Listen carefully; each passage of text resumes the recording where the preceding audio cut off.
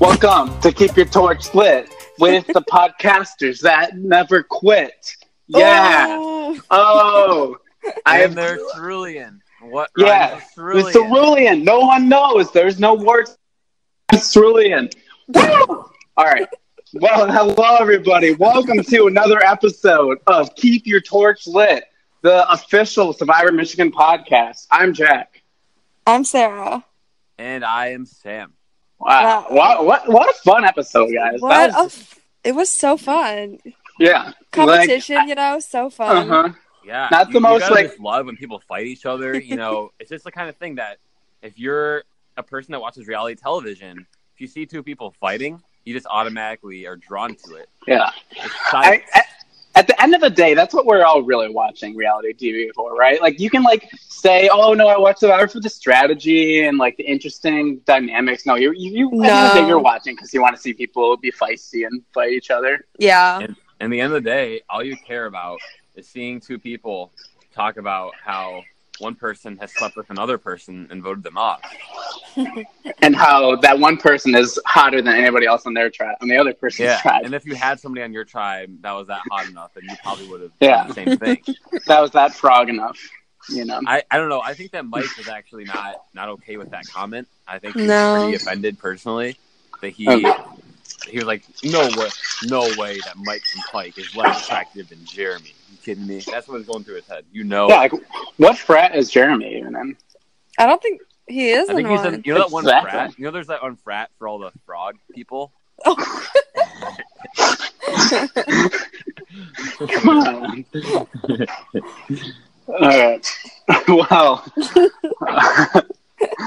You know what, guys? I think we just need to wash our sins off right now. We sinned a lot in that conversation. Let's just go wash them off. Get to this episode. But yeah, so Maggie episode title.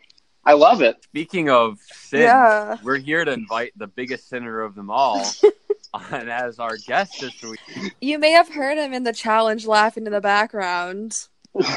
You may hear him right now laughing in the background. We're not that funny, Jack. It's Ian, our editor / producer. Hello. Ian's here.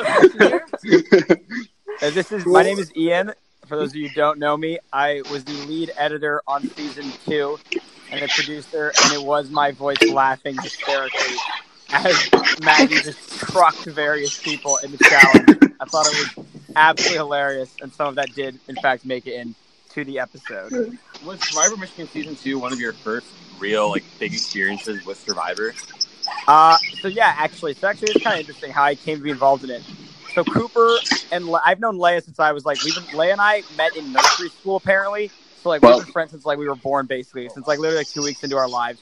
So we were friends our whole lives, and then Leia lived on Cooper's hall freshman year, so I met Cooper and we're all friends. And so Cooper during season 1, I was in the background, just kind of laughing at Cooper and Leia as they went through this and telling Cooper, don't trust Leia, don't trust Leia, don't trust Leia. He didn't listen to me. He trusted her. He got voted off. Tough for him. Should have listened to my advice. But anyways, eventually he's like, yo, so I'm going to be running season 2 and I'm a film major. And he was like, do you want to do the editing? I was like, oh yeah, sure. Sounds like a good time. I didn't realize at that point that it would be hundreds of hours of my life working on this through toil and sweat and tears. And I, to this day, have not seen a single full episode of actual Survivor. Wow, that's crazy. I've watched a few seasons of College Survivor, and I've watched some of the challenges and tribals and stuff of actual Survivor, just to get a sense of how it's done. Wow, that's crazy to me to be able to produce something as high quality as what we have in season 2 without seeing a single episode of Survivor. That's crazy. I mean, I did watch the other College Survivors to get a sense of it. I just think ours is more entertaining. Season 1 and 2, I think it's a little bit of a cut above some of the others. You can cut that out if you want. That will go along your Discord community. Spicy. Spicy hot takes from Ian Harris. No, we love the spice. Know who else loves the spice is Maggie Lamack, who has survived through another episode of Survivor Michigan. I mean, Maggie is an editor's dream. You dream of having people on reality TV shows that are as consistently entertaining as Maggie Lamack. It's just, in this episode, she is such a presence. She only has a single confessional, or two. She has 2 confessionals, One is her taking a shot, and the other one is her, like, in the shower. And that's all she has. That's all she submitted for this episode. But it doesn't matter. Like, she's a presence anyway. It's unreal. And especially just because of how much people, like, other people talk about her. Like, I feel like there's more like confessionals that say the word Maggie in it, like, than almost like anything else in this episode. You go to the YouTube comments, and I don't think you can find one comment in the entire episode that does not have Maggie's name in it. Bailey's confessionals might as well just be recalled confessionals about Maggie. Like, that's what it is. It's unreal. Yeah, Bailey does not regret anything that she said. Like, I was just offending my tribe, okay? If somebody says something and I don't respect them, then we're going to have a problem. She's not stooping to the level of Ohana. That's very, very clear.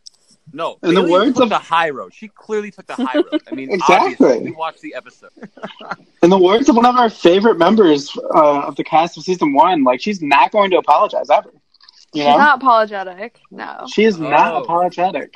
We're really getting a Jess Wolma? Yes, yes, we are. Okay. How much do you cut, Sarah? I have to do a lot of cutting, Ian. Last week we had 3 hours of footage. I can see that. Right. I will not apologize for making a Jess reference. Okay, sorry. Okay, Ian. I'm done. Ian, you have something you want to say about the previously on Survivor parts, right? Right.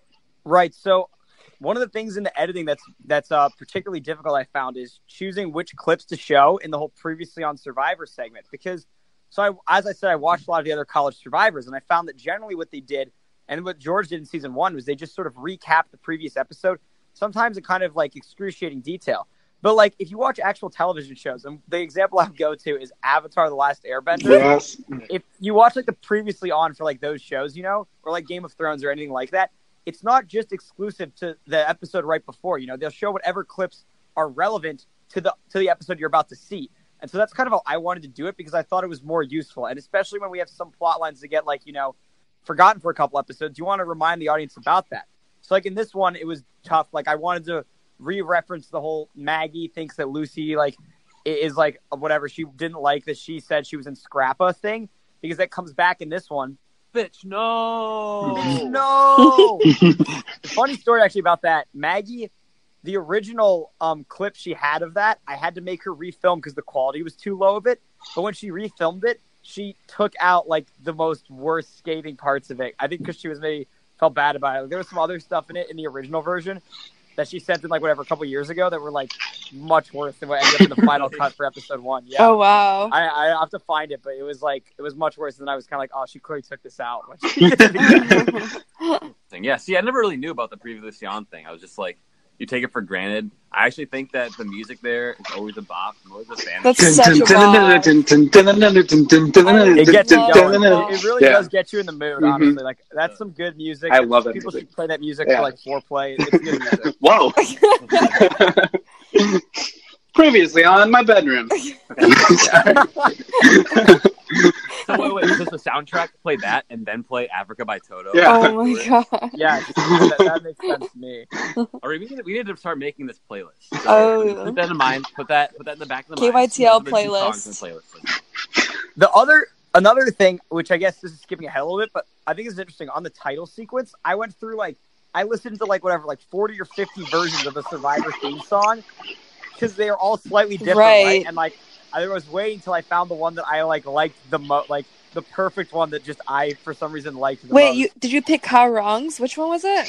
Yeah, it's Kong Rung. It's actually it's actually not even the version that is actually the Kong Rung. It's the version that they use in their cold open music. Yeah, that's the season right now. And I think it's just the best version. I really like it. It's a good transition. I mean, yeah, I'd say pay attention to that title sequence in the future, because it will not always be as it is. Oh. All right. Spoilers. Whoa. Spoilers. We haven't said that in so long. Yeah. So should we get into the actual episode now? Yeah. All right. Okay. Yeah, let's talk. I start talking about what happened at Tribal and how I suspect Maggie is closest to Jack now, because Maggie told Jack about the idol and nobody else.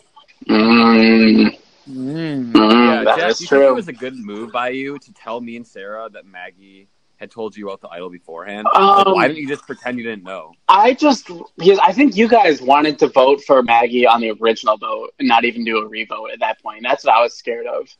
Would it have mattered? Well, I was just because I wanted because I wanted it to be a cohesive unit of us four. Like I wanted us still to be able to argue, hey, us four didn't vote for you, which is what we spent. I think we talked a little bit about it last podcast, but yeah, something that doesn't make the episode because it wasn't on film was that me and Sarah spent a lot of time like talking to Maggie, like, see, like this is why like we need to stick together, us four, because us four voted for Jeremy, us four did not vote for you, and like if all of a sudden it becomes like everybody except me and Maggie voting for Maggie, then like it's hard to sell her on like she's still in a good place in the tribe and she doesn't need to completely freak out. That was my reasoning. Okay. I thought we were still going to vote Jeremy and then revote Maggie. I was going to do the same thing. I would have voted for Jeremy and then re-voted Maggie. Yeah. It's kind of, do you guys think that if Ohana had gone to Tribal this episode, Maggie would have been gone? That's actually interesting. That's what I wondered about. Because you would think, like, I mean, Bree and Sarah Avery would have definitely fought to get rid of her, maybe. I think we would have probably gotten rid of Abby. Yeah. Maybe. Yeah, I think I would have says like, "Bitch, I want you out tomorrow." Like, you're Sarah and Abby all would have been pushing for Maggie. So it would have come down to what the three of us decided to do. Yeah, it would have been us three, but what relationships we wanted to maintain going into the swap. Yeah, I think we probably. I don't know. Yeah. I think I could see you guys at the time being like, well, Maggie's a bit of a wild card. Right. I mean, you guys seemed fine voting her out last week. We might have voted her out, to be honest.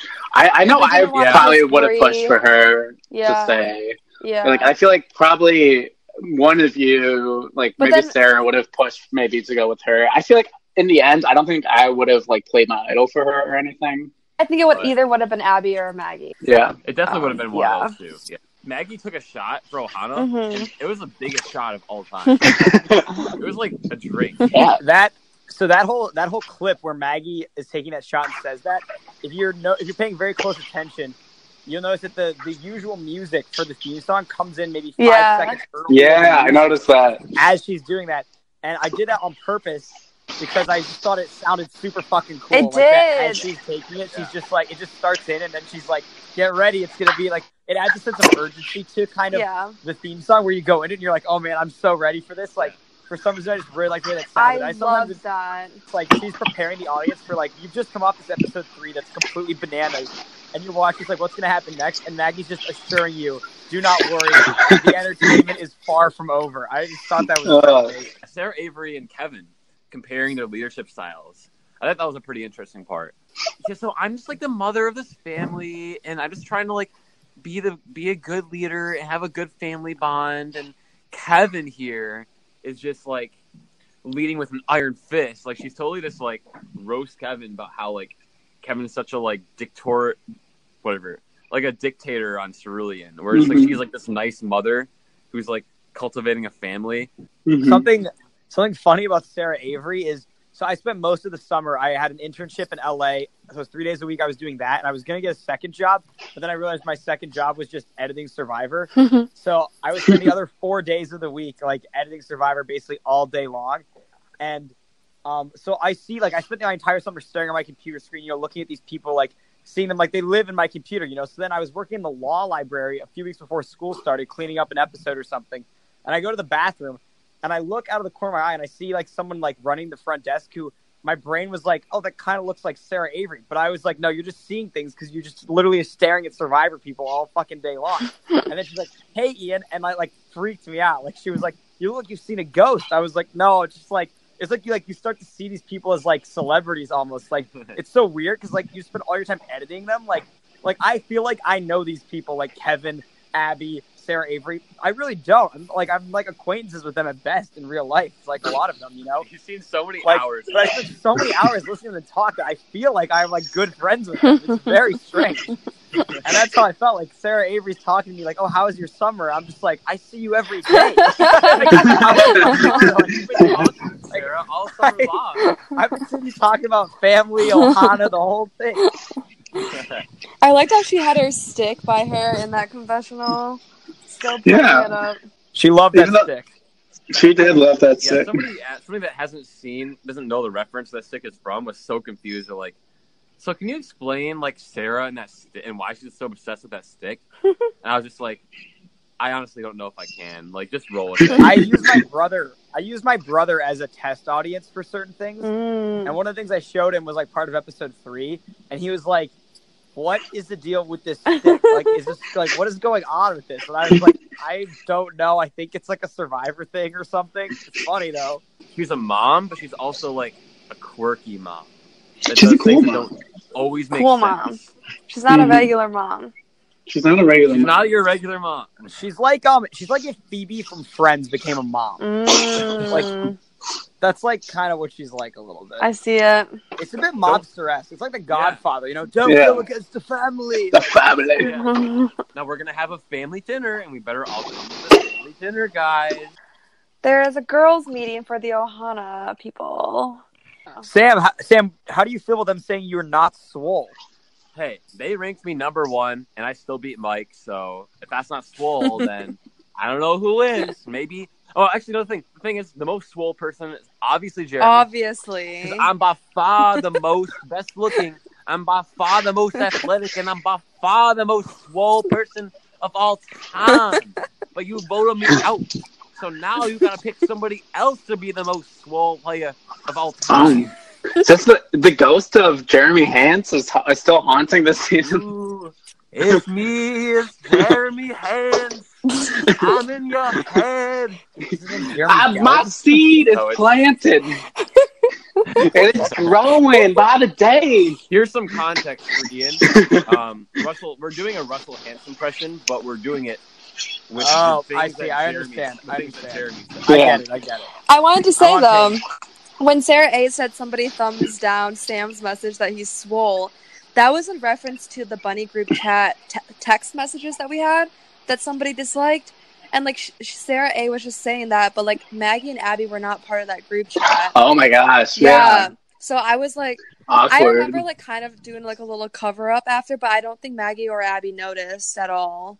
But, yeah, it was kind of awkward in the moment because, like, that was not something in our group meets with everyone. While we're on the subject of the ranking the people to vote, though, one thing that is a little insider info didn't make it into the episode because they don't really talk about it. But so on Ohana, they did this whole conversation. They all decided who to do. On Cerulean, Kevin just straight picked it himself. Like he was just like he just basically did it. I think like right before the challenge, he like asked them if they were cool with what he'd done.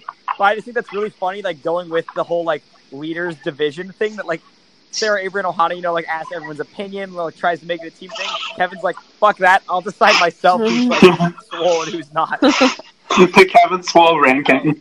He put himself third, Well, modest. Yeah, modest. Well, on the ranking, I'm by far the third best. Girls like decided for Ohana, and like me and Jack just like didn't care. Yeah, we just let them do it. Yeah, wait. So why was I third again? Wasn't that like some sort of strategy that we had? I think there might have been some sort of a strategy. Yeah, we did have some strategy. Or is that what you just told me to make me feel better? We had strategy. I think we were like we kind of want. Maybe we should like not put it in the actual order so that we could like ensure some wins. So we can. Yeah, it's like so. There's people who like sandbag in like high school tennis teams. Like, there's ways to like sandbag in the sense if you put your like best player at a worser position, some bullshit. Right. Yeah, I loved how Jack had to go against Cheaty. That was pretty hilarious. That one's great. I just swipe it. Swipe it away.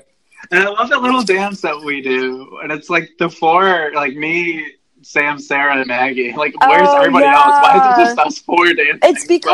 It's because everyone else was too cold. Like, if their hands needed to defrost, so they all. Oh, you're right. They all went inside the library, so it was just me, you. It was just the Cupcake Alliance for like half of it. Yeah, it was kind of hard to tell in the edit because I sort of wanted to cut it out, but like basically like Bree and a couple other people's hands were just straight frozen. They like got frostbite and shit. So they had to like go inside to the ugly. So that's why it was the same people over and over again at the end of the challenge because it was the only people left who could do it. And at that point, I was saying to like Akshay and like Brittany, the other producers, like I was looking at Mitch, like, dude, like, is this even safe? Like, what are like? This is the first time when I was like, why would you do this game? Like, this is some straight torture. And then we got back. Me and Cooper went home. We went back to like our house, and like I just remember we turned to our roommate and showed it to him, and we were showing him the footage, and he was just like, "This is honestly fucked. Like, you guys are just straight hazing these people. Like this club is worse than a frat at this point. Like, this is ridiculous." People started watching us, and somebody put us on the University Snap story, like a video of Abby in her red. Oh, I remember that. Yeah, Abby absolutely destroyed Kevin. I thought that was hilarious. Like Kevin won that one, but he almost didn't. Yeah, because that was before the 2-minute rule was in place, so theirs went on super long. Yeah. We talk about. I thought it was hilarious how it showed like we just get Lucy on North Campus. I loved that part. yeah. So the producers want me to film more videos, so I'm just here with my friend. We're waiting for the bus right now, and I forgot gloves. Ask me a question. And she's not coming. She's not coming to the challenge. They're like, do you know what the challenge is? And Lucy's just like, they don't tell us that. It's just something really funny about that. I don't know what. Meanwhile, and like, well, Ohana is all like really like team like Ohana. Like, Ohana knew what the challenge was. So we actually we pretty much knew it was going to be Steal the Bacon. And then while we were in the Ugly, we saw Sarah G walk by with the tire. And we were like, oh, it's 100% Steal the Bacon. But I do remember that. I feel like you could be like, oh, yeah. You can, it just feels like this whole challenge could not have been more scripted, honestly. Like, it just seems unreal that this is actually how it went down. Like, it was just like that ending where when Bailey said that in real life, like that shit about at least you don't sleep with our tribe members and then vote them off. Right. Mitch just looks straight at me and just goes, you got that, right? Like, you got that on camera. I was like, fuck yeah. Oh, golly. You got that, right? It was more dramatic than I remember it being, to be honest. I think maybe because I was really cold or something and I didn't notice all of it happening, but, it was more than I thought it was. You can kind of feel, the tension. Like, when he's handing out the immunity idol, you can feel that, these people do not like each other, right? My favorite part is the Ohana. Yeah. Ohana. We do it again. Ohana. Kevin does the middle fingers as, you're walking off. Yeah. I remember. So good. Oh, my gosh. I think that challenge, Ohana's, unity/spirit in that challenge was, such a peak. I remember after the challenge, we all went to the library or something, and we were all on such a high. It was so much. Yeah. Let's talk about this. Actually, I think, in my opinion, it was very good for Maggie. After having a week and really a couple of weeks, this is where Maggie, I think, really became she went from the kind of ridiculed person on Ohana or the crazy person to we revered her as Maggie's our mascot. Maggie, go get the immunity for us. You know what I mean? She earned the respect for us. I think she earned respect on the tribe after that challenge. Yeah, she just went so over the top that we're like, hell yeah. She just exactly. Yeah, she owned it. Yeah, that's exactly what it was. It's people were kind of criticizing her extra for being kind of crazy or whatever, and then she, instead of just kind of dialing it back after the Jeremy vote and seeing how close she was to people now, she's like, no, I'm gonna full on just embrace this and go full tilt into it. Mm-hmm. So I also want to talk about the weird chant that we did as we walked into the house. Yeah. And was it a dab that all of us did together?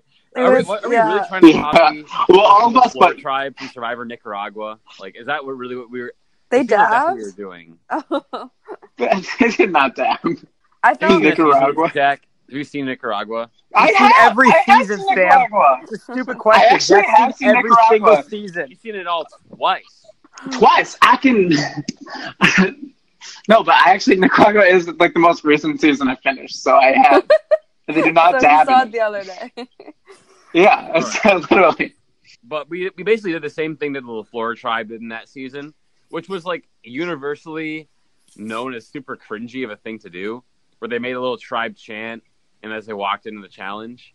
So I remember thinking, are we really going to do this? Are you guys kidding me? I refuse to do the dab. If you watch it, you'll see that every single person dabbed except for me. Because I refuse to dab. The dab's dated. The dab's a bit dated given that it airs a year and a half after you did it. The dab's, it was dated in 2018, dude. It was. No. It was. It's a fucking dab took an Avengers Endgame, so I guess we can have it in Survivor Michigan. Yeah, it is aged like a fine wine. It was bad at first, and then I think it just gets sweeter as the years go on. But the time that it was filmed was the peak of where, if you did it, it was very cringy.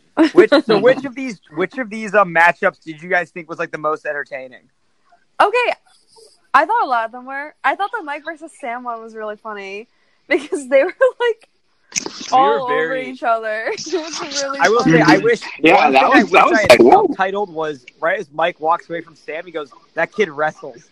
And I thought that was really funny. I heard that. I thought it was... Sam doesn't wrestle, so I thought it'd be funny to put that in, but I kind of just forgot. I think that Mike is the kind of person where if, like, he loses something, he's like, oh, it's because like, I wrestled. Like, obviously. Like, I can respect that. Yeah. I'll do the exact same thing when I lose something. Can I say one thing, just kind of like cutting back a little bit before the actual matchups? I think literally one of my favorite shots of this entire season so far is of just like, the Ohana tribe standing in a row. I think it might be like your camera or something, Ian, because it's really high quality. And just like we all look like super badass getting ready for this challenge. There's like the snow coming down. Mm-hmm. Yeah, I think this literally could be like. I think I'm going to change this my screensaver. This challenge and like just the filming of season 2 with like the snow in general, like this, I've always just loved filming snow. Yeah. I don't know why. I think it looks super fucking cool. It does. When you like with like different lenses, you can like mess with like, you know, the zoom and the focus and stuff, that you can focus on snowflakes and stuff. And so this challenge, especially, there are some cool shots of people just standing there that I think are like really cool. which is another thing is I love how in the theme song it shows Leaders and Best, the logo, and it has like a snow effect. I wanted it to parallel season 1 because season 1 is the fire. So I was like, well, this season's in the winter, so it should obviously have the snow. Oh, Fire and Ice. And yeah, Fire and Ice. And you will guess how many hours it took me to make the snow effect. 3. Actually, yeah, it was like 3. But that feels like a lot. It's a long time. Another piece of insider info for this challenge, right before we were like brainstorming like a way to walk in, you see Kevin being just like, what are they doing over there? Yeah, Bailey was like, what the fuck is happening? Right before that, Sarah Avery had given all of us fruit snacks. She was like, I'm your mom, so I'm going to bring everybody some snacks for the challenge. So everybody make sure. We all like had fruit snacks together. We popped them. We popped them like pills. That was funny. Like that part pills. that's the kind of thing where like you just can't keep everything. You know, something's got to get cut for time. And when you've got that, as opposed to like re-wrapping, you're obviously going to keep re-wrapping. So. Oh my gosh. That's what it is. But I think that the challenge before that, the one with the Domino's, he had apples. And then for this one, Sarah Avery had brought. Did she bring us snacks for like every challenge? Like it was like a little. Yeah, she's our mom. She was treating it like a little league game, like the mom at a little league game that brings snacks for everybody. Like that she is literally fantastic. Yeah, like she very much bought into like the mom role. I don't know if like. Yeah, it's definitely shown in the edit, but it was like almost even more so in real life. I will say I kind of thought I'm a little surprised in like the YouTube comments and stuff. Like, there's not as I thought Sarah Avery would be more someone that a lot of people were rooting for. Like she's like very wholesome. I feel like she's like she knows the game. I thought she was gonna be more of a kind of like someone that people really wanted to root for than has been. One of the episodes, just one guy commented earlier today. Is it okay if I make a YouTube channel that reviews Survivor Michigan? Wait, on which video? On what episode? It's on episode 3. No. Oh my God! Of course it is. I would love that. Yeah. I was like, yes. Oh, and I commented again, like, I'm gonna go on with the official Survivor Michigan YouTube channel and like that guy's fucking message. Yeah. That would be hilarious. I'm so into that. Yeah, I would love that. You should respond to it on the Survivor Michigan YouTube. What were we talking about? We were talking about the challenge. The battle of the number ones, the battle of the Titans. I was so scared of Mike. He had the hood on. He had his buff covering his face. I remember I didn't even know his name at the time. I was like, bro, I'm definitely gonna have to go up against that like big guy in the third side. I remember being so scared of Mike. I was like, that guy's like a big like frat bro. Like he's strong. Like I don't know how I beat him because I'm not an actual wrestler. I just remember just like you climbed. I just remember just like feeling like I'm just gonna attack this guy. Like my life depends on it. Yeah. I don't know whatever it takes. I'm just gonna rip this thing away from him. I will say I have absolutely no idea how Sam beat Mike. I would have told you in 12 out of 13 tries, Mike wins 15 of them. Like I have absolutely no idea how Sam won this matchup. A real true underdog story there. Well, Sam climbed on Mike's head. It was a lot. I really went after it. Can we actually I always want to take a real second to talk about Mike, because Mike, I think, is one of my low-key favorite characters in season 2. Like, I think it's not maybe quite clear yet, but Mike is just a very, very funny personality. Yeah. And it's kind of a great balancer of calm in the sea of madness it's true. Is like everyone else. And there's something very funny with the way he talks about, like, I think it was this episode where he was talking about, like, he's like, yeah, Bailey's just, like, too emotional. I don't really want to work with her. And he's just so matter of fact about it. Like, that's just not going to, like, work for me, you know? Like, I'm just not into that. Yeah, he knows what he wants. Like, he's so unemotional that her emotions just like rub him the wrong way. I mean, he's not even wrong about it though. Like that is what I mean, yeah, it's perhaps a bad strategy to be that emotional. Speaking of Mike, though, that one meeting he had with Mallory, where Mike's like just having a beer, and Mallory's like, "I'm not of age," and Mike kind of like gives her like a side eye, and is like, "Anyways." That is so funny. That is so funny. That whole part is so funny. The Mike and Mallory relationship is also hilarious. They're so different. It's like Mike is like the frattiest guy that's ever lived, and Mallory is like probably the least sorority girl that's ever. Like Mallory's running marathons like this girl. Yeah. Like, she's insane. Talking about like feminism in the first episode and like yeah. But like they're like seemingly like I don't know. Do you think they ever talk now? Probably not. I don't know. No. I'd be curious. I feel like they maybe became good friends. No. I don't think they have a podcast or anything. She is very pure. Pure is the way I would Pure, describe it. yes. But I love how she in like all of her confessionals, she has like this poster in the back that says, "Can I get a hell yeah?" Yeah. What's funny is that this episode where she said, "Is it this episode where she says the producers want me to film this?" So yeah. Yeah. The producers want me to This film is the stuff. first individual confessional she filmed on her own. Like Oh my before God. that, she had not done it. So like this is the first time where she was like, "Oh, I guess I'm supposed to be doing this. So I guess I should." It's just really funny. She is learning more. Like she is understanding more of the game. The talks. Yeah, the talks. She's been to the talks now. She's gone for her second talks by the end of this episode. Yeah.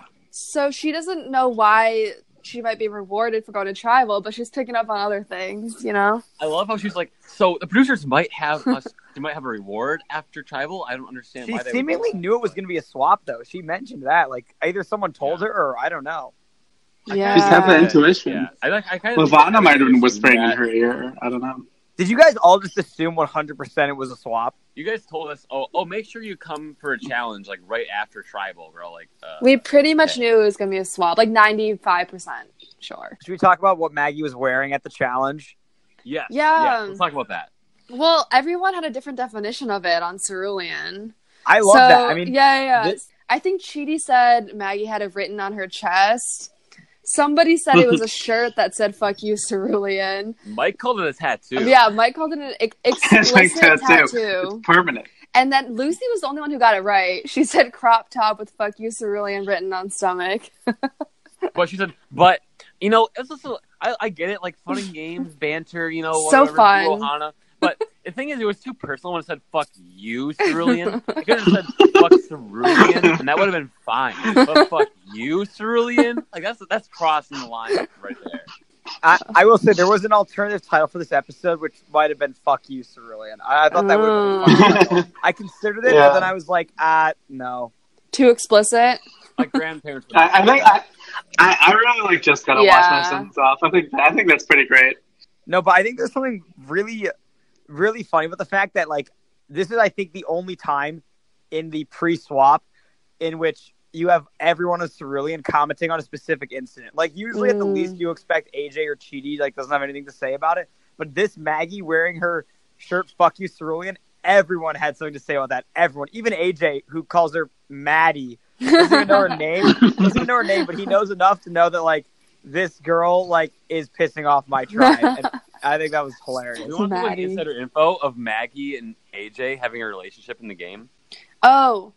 So we had heard at some point that AJ was going to quit the game, which I don't know how we heard that. Probably from Kevin to Sarah Avery. Well, no, because I think Mike told me, but also AJ was in my class, so like I talked to him after class because I wanted to ask him what was happening because I think I heard he was quitting from Mike, and then he confirmed that he was quitting, and then somehow Maggie was texting him.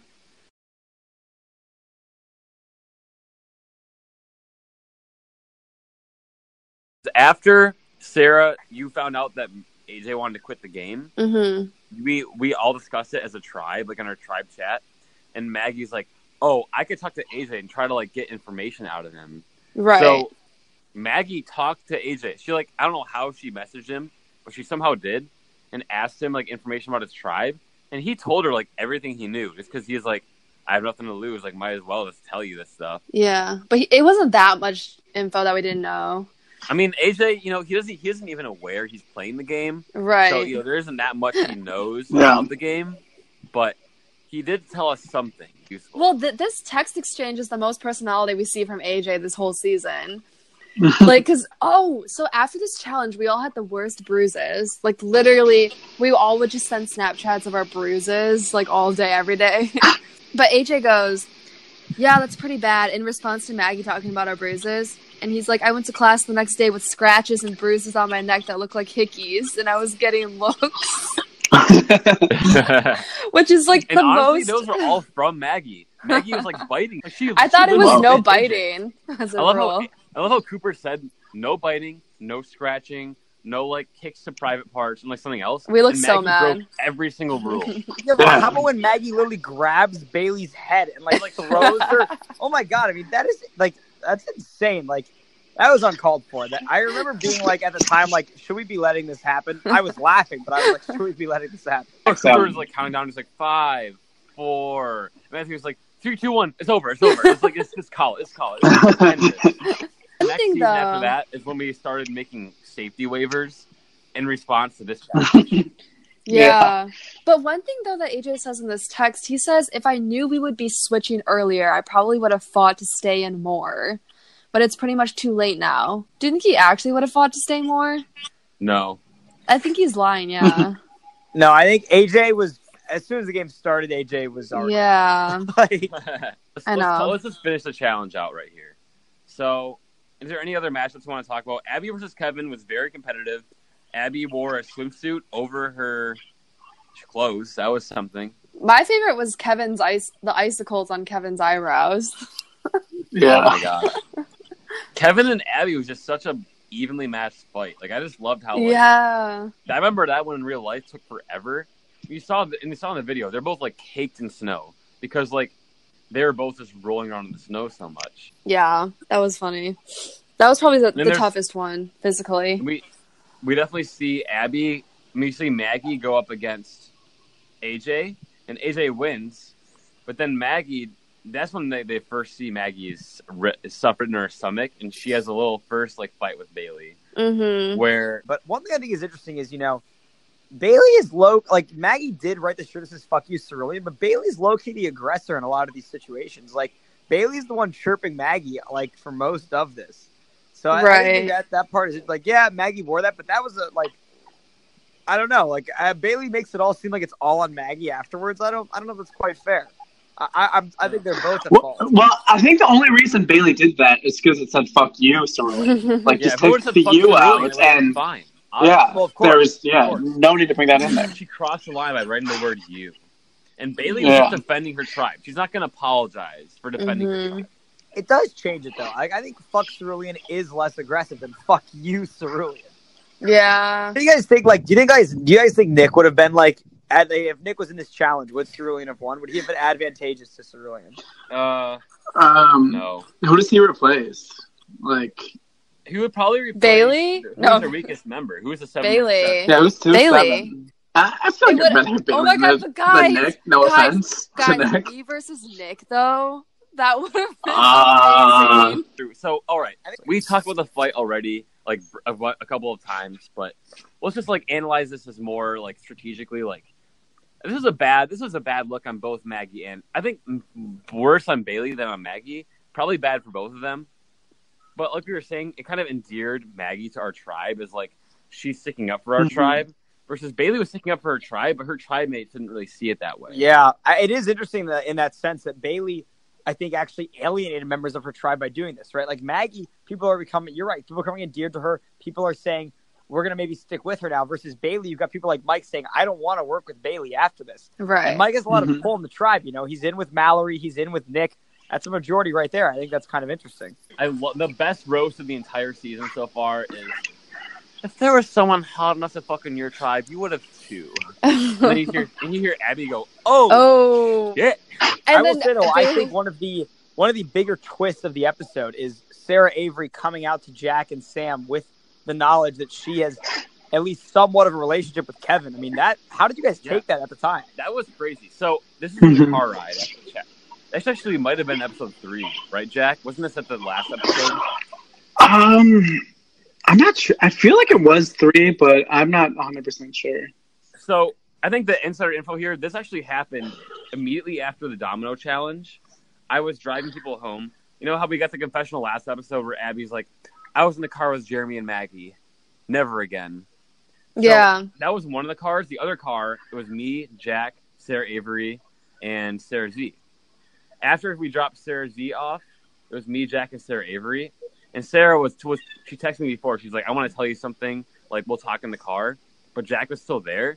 So she just decided to tell both me and Jack. And the thing that she wanted to tell us, but though she was originally going to tell me, she decided to tell Jack as well, was that she had a relationship with Kevin. I had a confessional saying I knew Sarah A was talking to like Daniel and members of Cerulean because I think Mike informed me. So in episode 2, I was already saying that I had a confessional literally saying that I was already suspicious of Sarah A and would not be opposed of her going soon. I mean, I think her telling them in this instance I think it's a terrible move because especially the way, I mean, like the way it looks is, we're coming right off the fact of the tensions between Ohana and Cerulean are mounting higher and higher. Yeah. And in this moment, Sarah Avery literally says the words like "work with Kevin." When she tell you guys this, who wants to do that? Like, it just seems like a completely baffling thing against everything else that's happening. I love how it's in my face. I just look so upset, and I'm like biting my like lip, and I'm just like, ugh. Because that was my reaction. Like, same with me too. I'm like looking at the mirror, confused by the fact that this is happening. Yeah, it's just like, and like you can see even Ohana, even in the later Ohana family dinner when she says like, "I know Kevin is the idol." I mean, people freak out. Like, how did you like? You can see Sarah, Z, Abby, and Maggie all at once lean forward. Like, what? Excuse me? How do you know that exactly? I feel like I already knew about the idol for some reason. I don't remember really when Mike told me this, so I don't know if I should say it. But Mike texted me, "Kevin has the idol. You didn't hear it from me." So, like, I don't remember if I was, like, pretending like I was shocked that I knew Sarah A had the idol. But he definitely told me that sometime between this episode and the next. Oh, so you already knew? Yeah, I think I was pretending. Because Mike for some reason knew and told me. They all just kind of figured he had it, honestly. The thing is, I don't know if Kevin and Nick had confirmation. They just, like, they were like, I'm pretty sure Kevin has the idol. I think it was pretty obvious he had it in the way he was acting a bit. Mike was like confident. Yeah. Mike was so confident he had it, but I don't remember Kevin ever telling me. Yeah. I mean, the whole like the way I tried to edit the Sarah Avery and Kevin stuff and the different tribe dynamics leading up to the swap was to build up the potential for drama with the swap as much as possible. Right. To make the audience, believe that like this swap is going to be freaking crazy with everything in the air. We've got this Maggie and Bailey drama. We've got the fact that Kevin and Sarah Avery is now out in the open, that Ohana knows Kevin has the idol. I mean, it is going to be crazy. Not with Bailey. I mean, it's just, there's a lot of things, all those balls. With you have the fact that this tribal itself with AJ is not that interesting because everyone just straight up says AJ's gone. Right. There's really no way to make it not look like that. I tried. There was no way to make it not look like that. So it was like, well, instead of that, we're going to build up. Instead of focusing on the tribal this episode, we're just going to focus on the fact that the swap's coming. That was smart. I like that. I would say I thought it was interesting that Mike and Mallory came up with a plan to split votes on Chidi just in case. Although that seems like a pretty advanced thing for Mallory to be doing as someone that doesn't really know the game at all, to be talking about a split vote and like the second child she's been to. I think Mike is like Mallory's Yoda, Nick is like her Obi-Wan, and Mallory's like Luke Skywalker, like slowly learning the ways of the Force of Survivor. Who's Lucy? Lucy's Chewbacca. So does that make Ohana like the Sith, the dark side? Yes. And then in this scenario, Kevin and Bailey are R2-D2 and C-3PO. Yeah, they're the iconic characters. They're always together. Yeah. Chidi's like that one stormtrooper no one even knows about. Is Maggie Darth Vader?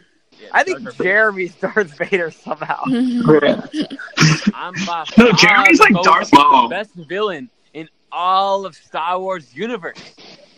I mean, I could see Jeremy just rolling up to the Jedi Temple and slicing down all the younglings, and then just being like, "Hey, I got some pussy, so it's all good, right?" Like he'd be like, "Oh, you're Darth Vader, you murdered millions." It's like, "Oh man, I fucked Natalie Portman. It's all good, man." Oh right? my god, that's true. Do you guys know insider info that like that meeting between Kevin and AJ that happens towards the end of the episode? Kevin originally, when he was going to that, was intending to try and pull some kind of Daniel stunt, like rope in AJ and then him, AJ, Chidi, and Bailey like vote off Nick or something. Like he was not. Shit. Yeah, he was not. He was. That didn't make him the episode. When Kevin says to AJ, like, I wanted to have a chat with you, but then it became like you're talking about your own game. It's because AJ was telling him, no, I just want to get voted out. I just want to be gone. Kevin was like trying to pull some scheme like he usually does. Like he was considering trying to. He was like, oh, no one likes AJ. I can pull in AJ. We can make something nuts happen here. That's what Kevin just does. Didn't like Nick after what happened.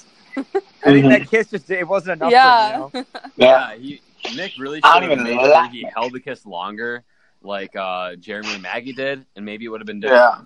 Oh wait, Jack, you found the idol. Well, wait, I did. Wait, what? Wait a second. Huh? Yeah. So when Jack finds a actually... fake idol. Jack finds a fake idol, sings an entire song. Jack finds the real idol, no reaction. Yeah, seriously. I think I was just kind of like more like relief at that point. Like, I know I'm not going to be an embarrassment. It was at that point I was 100% convinced, especially after Maggie plays the idol, and mine was fake. So I was just kind of like more just like, okay, thank God. Like, I'm not going to look like an idiot.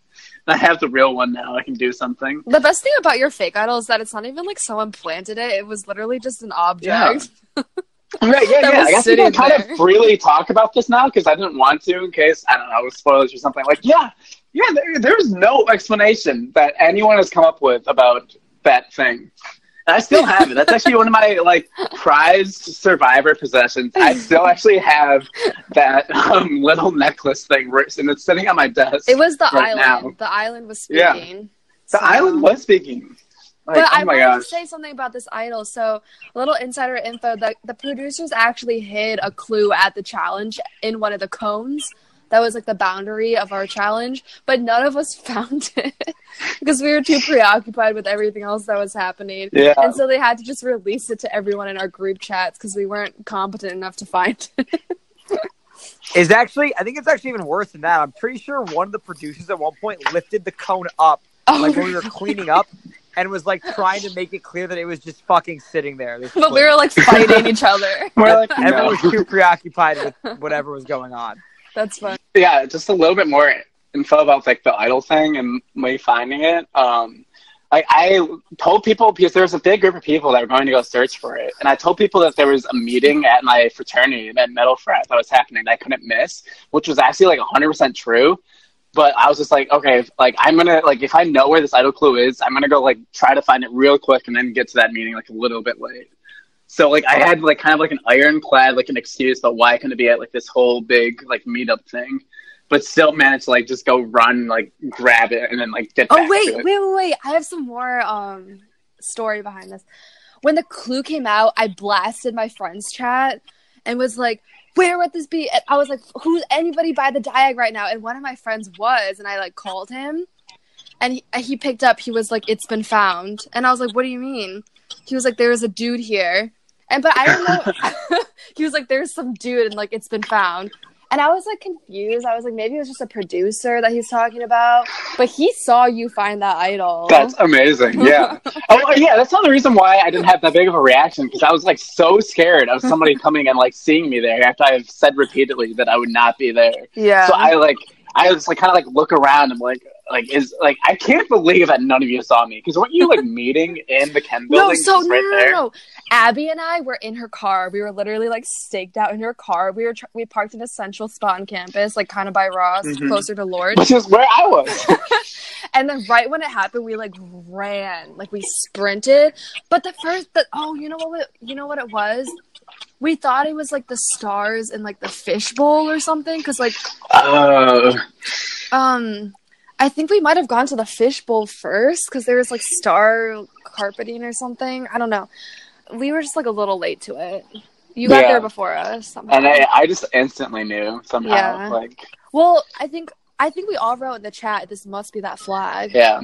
So right? And I think actually now it's coming back to me more. But I think I say I think there's a flag at Ross. I'm gonna go check that, which I fully didn't. And I don't think there is a flag at Ross. Which I feel you should have known.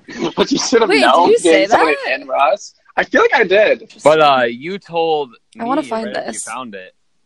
You're yeah. Jack, you texted me, you're like, Sam, we need to meet up. I need to show you something. Yeah. And you like drove to West Quad and like walked to like a study room I was in, and you're just like, and you just like whipped it right out. I feel like I knew. I was like, there's only one thing he could be showing me right now, but you were trying to be all secretive to like make it like good on camera. You're like, oh, you'll see when I get there, like winky face. Yeah, I knew. I think I knew that you would know. Guys, I found something about AJ. Oh my god. So I messaged the Ohana group chat. I said I'm sitting in class like sweating thinking about the swap, and it doesn't help that AJ is across the room. And then Maggie goes, also, what's his last name? I'm trying to creep. And then I was like, IDK's last name is Ross, nameplate isn't out. And Maggie goes, you gotta make a connection now, Sarah. This is a huge opportunity to befriend someone on Cerulean who isn't a total C word. And then Sarah A goes, crazy person. Maggie goes, act now. And then my next message is, holy shit. He says he told his team to vote him off, and everybody freaks out. And Jack, you're like, what? And I was like, he says he doesn't have time or something. Maggie goes, Jesus. Maggie says tell him to quit after Tribal. So that's where it started. Wow. Yeah. I just found... So Matthew released the clue. Sarah A says that's stupid. And then, so Abby and I went to the fishbowl first. Sam goes, hey guys, I saw Scrap on the Union. And then Sam says he's headed to North to search.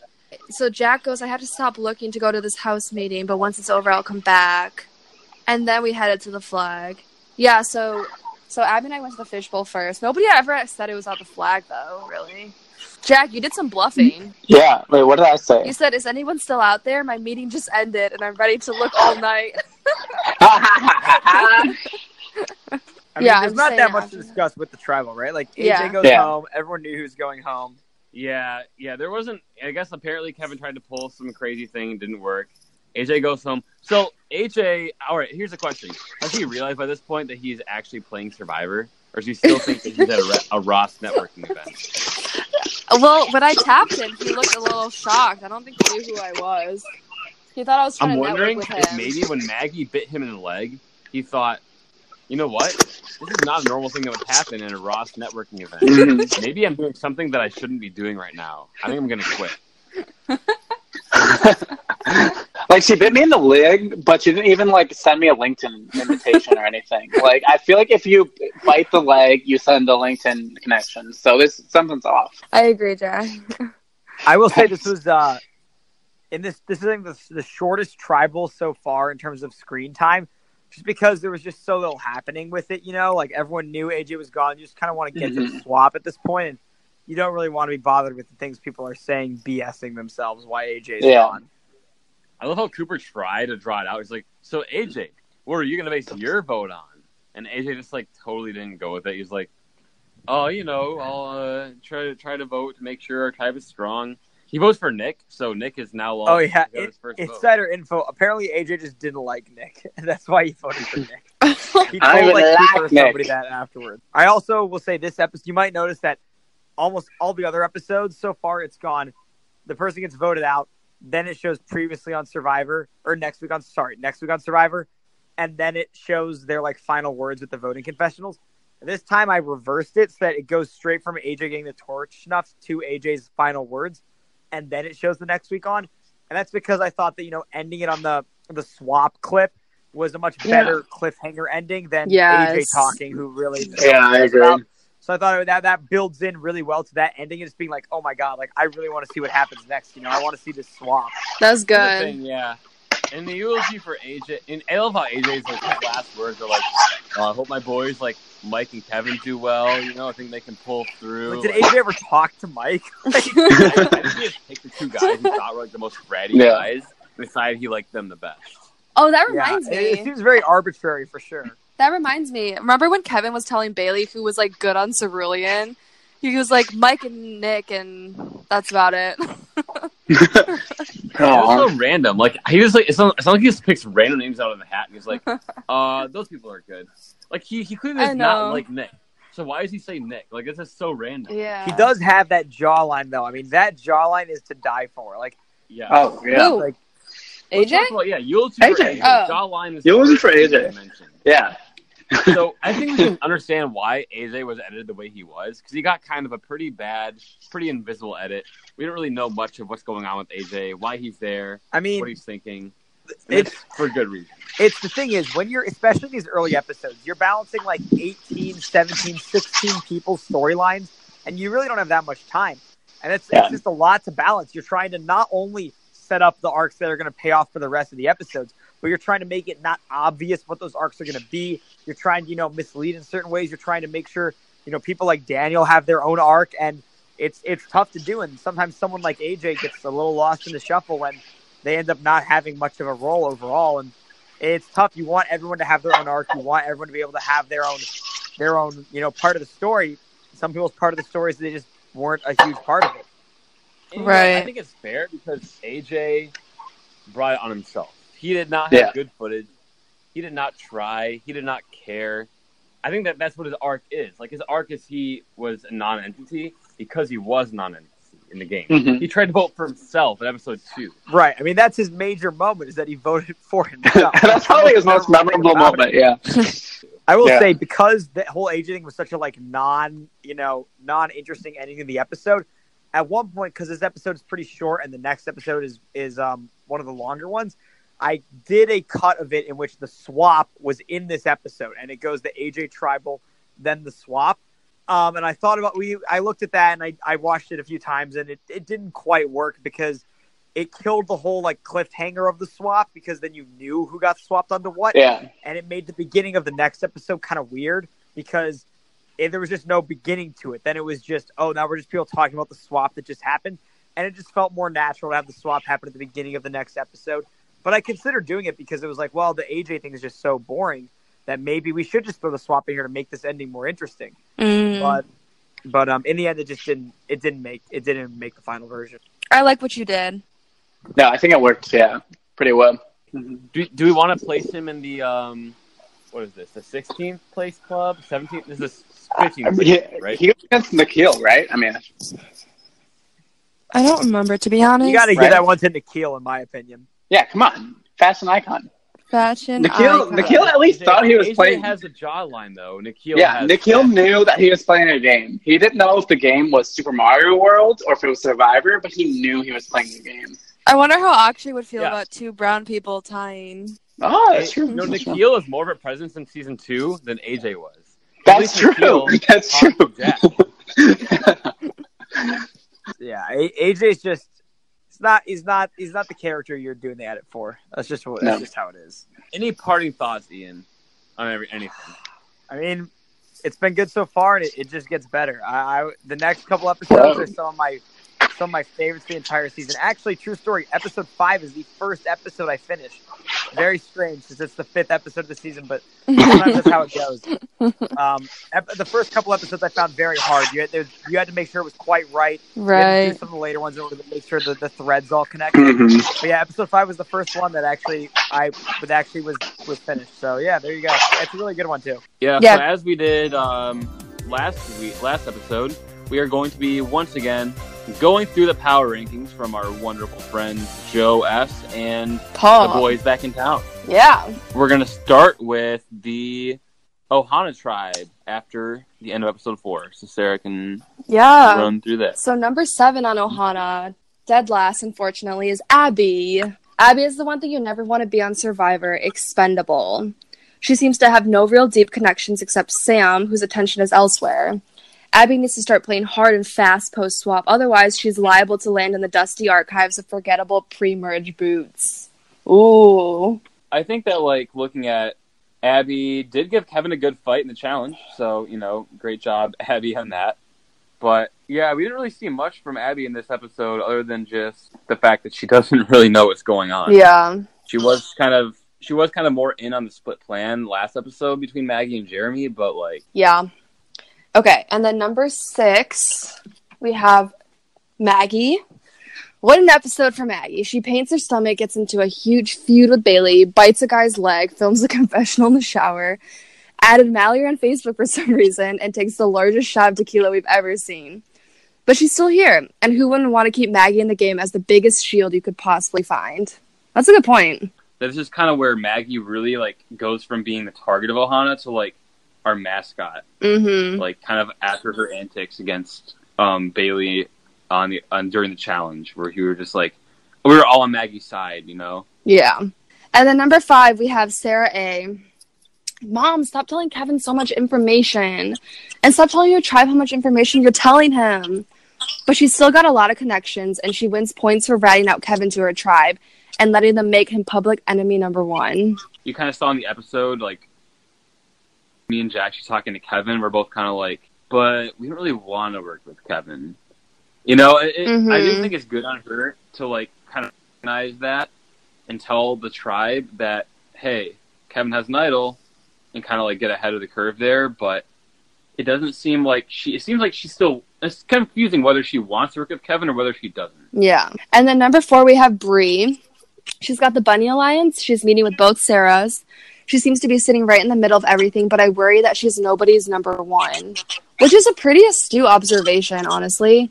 Like, I feel like Bree and I really had Bree as my number 1, but, like, over the past couple of episodes, it seems that, like, we haven't really been meeting that much, so, I guess it just seems like she's not really at least she's not my number 1 anymore at this point. Yeah, no, Bree has definitely, like, been in the middle of things, and, like, she's in the middle of these rankings, number 4 out of 7, like, not in a bad spot, but she's not, you know, Jack is not telling her about his idol. Your number 1 needs to also have you as their number 1. Yeah, exactly. You know? It needs to be mutual. Yeah, it needs to be mutual. Okay, number 3, we have Sam.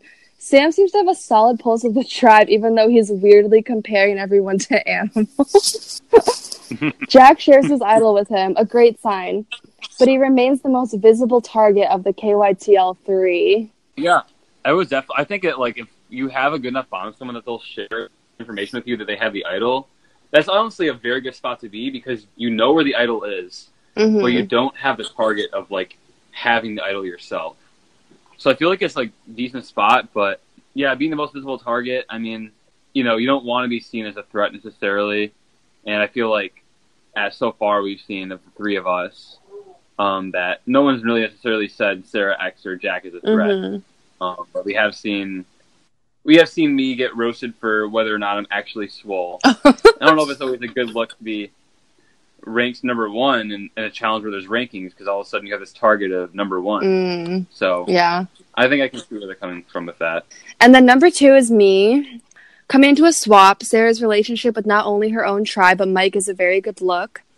Not to mention, she's seriously underestimated during Steal the Bacon, but reminds us, I can take on a bitch, and we believe it. That's funny. Yeah, that's great. I mean, yeah, in this episode, we saw you meeting up with Mike and Ross, right? Yeah. It's very, very strong gameplay to, like, have that connection in another tribe. Yeah. And have it secret, too. And we see Sarah A and Kevin have a connection, but everybody knows about it. Versus this one is, like, nobody knows about it. Yeah, and then number 1, we have Jack, who I think has been, like, a number 1 for a while. Jack stays at number 1 after another great episode where he finds a real idol, parentheses, hashtag that's an idol. He sticks close to Maggie and continues to blossom the bromance of the season with Sam. Yeah, Jack has been playing a great game thus far. Yeah, any negative content, if you really think about it, other than maybe getting, like, clowned a little bit for finding a fake idol or whatever, a piece of trash that he thought was an idol. No, he's been great. It seems like there's no signs of trouble for Jack so far.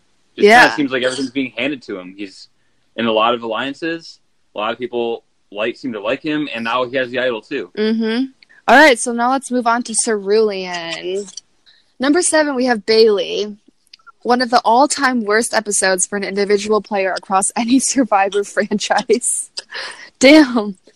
She makes a mortal enemy in Maggie and puts a huge target on her back, where there was none, by taking the game way too personally. Then she broke her finger and got hit by a car. By any standard, things are bad for Bailey. Yeah, it was a pretty bad episode for her, but I get what she was saying, that she was defending her tribe. Like, I do think that's what she was doing, like, what she was trying to do. Like, she got a little caught up in the moment, but, like, I know. Yeah. No, I know. When you think about it, like, Maggie and Bailey are both kind of equally wrong, but Maggie was, like, celebrated in our tribe, whereas Bailey kind of got negative treatment. Yeah. But they were both kind of doing what they were doing to defend their tribe. Obviously it did get really personal, but yeah, Bailey did have a very, very rough episode, which I didn't really realize was that bad. Like, oh yeah, also she's on crutches now, and broke her finger. Oh my gosh. But, oh jeez. Hey, she's still in the game though. Yeah. It could be worse. And then number 6, we have Kevin. He's got an idol, but he's also the biggest target in the game from people on his tribe and the opposite. If they decide to flush his idol, he's got 1 week of safety. Besides that, he needs a great swap and to win some challenges, otherwise he's in big trouble. Yeah, I think that's a pretty good assessment. He's got a lot of power, but he also has a lot of opportunities to have a downfall, The stock definitely dropped after Sarah Avery told Aldo Hana that he has an idol. Mm-hmm. So it seems like most people in the game now know that he has an idol, and that's a bad spot to be. Someone who has an idol, and everyone knows you have the idol, and you don't know that everyone knows you have the idol. Mm-hmm. At least he has an idol. Bailey does not have an idol. Yeah. Okay. Number 5 is Chidi. Most likely to benefit from a crazy swap. She's still under the radar. She's still not plugged in, but she has the opportunity for a total game reset after a swap. And if she takes it, she could go from 0 to hero as fast as Maggie can drink a whole glass of tequila. Parentheses, seriously, that wasn't a shot. We're still not over it. That's so funny. I know.